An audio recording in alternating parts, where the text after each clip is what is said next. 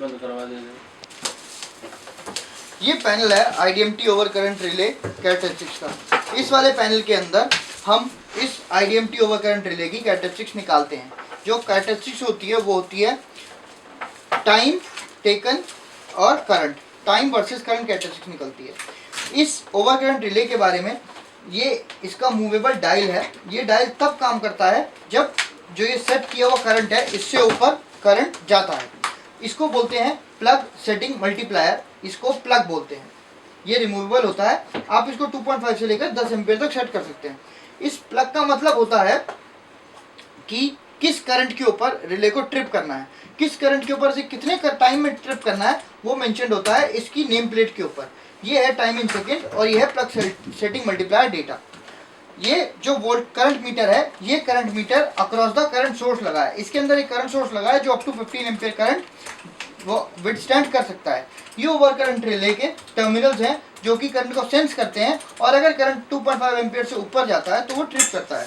ये volt meter internally इस volt variac से कनेक्टेड है। ये इसकी वोल्टेज दिखाता है कि आप कितनी वोल्टेज पे सेट कर रहे हैं। ये एक डिजिटल टाइम टोटलाइजर है। इसका काम ये होता है कि आपने जब इसे करंट रिले पे अप्लाई किया तो कितने सेकंड बाद ये सर्किट ट्रिप करता है, ये वो डिस्प्ले कराता है। अब मैं आप इसको पैनल को ऑन करता हूँ। अगर डिस्प्ले पे ऐसे आने लगे तो आप इसे पहले रीसेट करके 0.0 पे लाइएगा। पहले वेट कीजिए जब तक ये आपका जो वोल्ट मीटर है, जब तक ये 0 ना दिखाने लगे। वोल्ट मीटर और करंट मीटर 001 या 000 तक दिखाए, तब आप अपना एक्सपेरिमेंट करना शुरू कीजिएगा। सबसे पहले आपको इस रोटरी स्विच को रखना है एम्पियर एडजस्ट में और अब आपको इसको 0 करना है। अब रीसेट और स्टार्ट, इसको आप सेट कीजिए कि 2.5 एम्पीयर से ऊपर करंट आ जाए। जैसे ही 2.9 से ऊपर जाएगा ये रिले ट्रिप होना शुरू हो जाएगी, क्योंकि 2.5 हमने सेट किया है और 2.5 में 120% का रेशियो होता है जिसके बाद ये रिले ट्रिप करती है।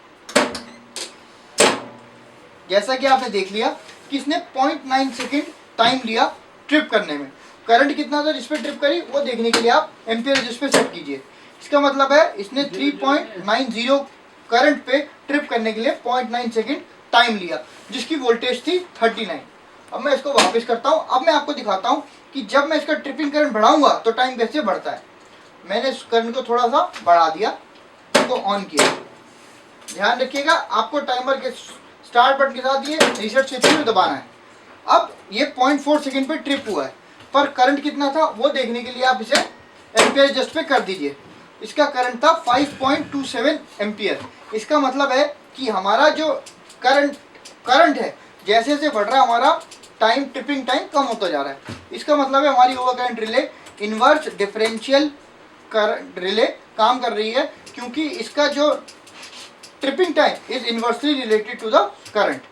सो ये है पूरा experiment of working of IDMT over current relay.